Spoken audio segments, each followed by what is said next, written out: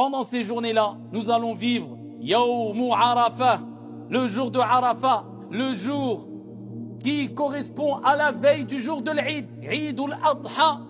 Et le prophète sallallahu alayhi wa sallam a dit concernant cette journée-là, celui qui jeûne la journée de Arafah, j'espère d'Allah subhanahu wa ta'ala l'expiation de 2 années de péché, une année précédente et une année de péché à venir. Hani allakum.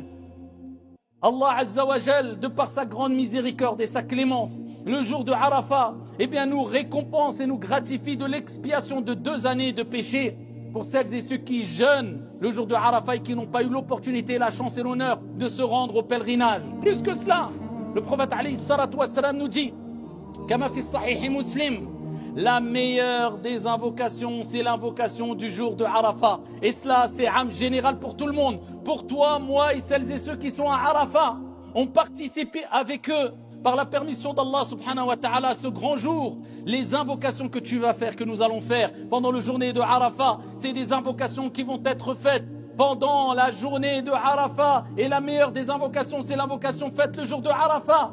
Et le prophète sallallahu alayhi wa sallam nous dit, et la meilleure des choses que j'ai dites, moi ainsi que les prophètes qui m'ont précédé, c'est la ilaha illallah, wahdahu la sharika lah, lahul mulk, wa lahul hamd, wa huwa ala kulli shay'in qadir. Répétez ce dhikr énormément la journée de Arafah, toute la journée de Arafah et particulièrement entre l'Asr et le Maghrib.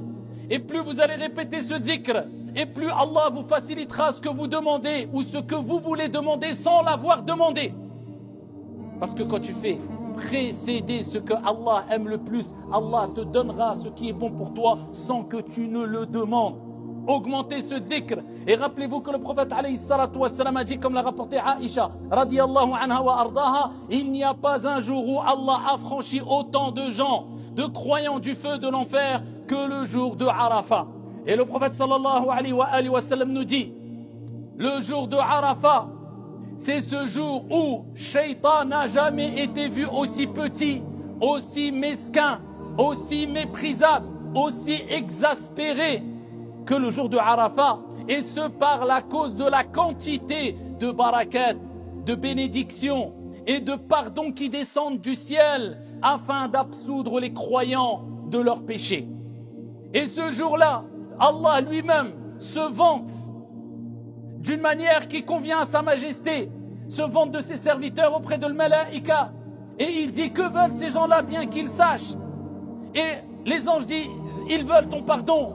Et Allah Azza wa Jal prend à témoin al-Malaïka qu'il a pardonné à tous les gens de Arafah.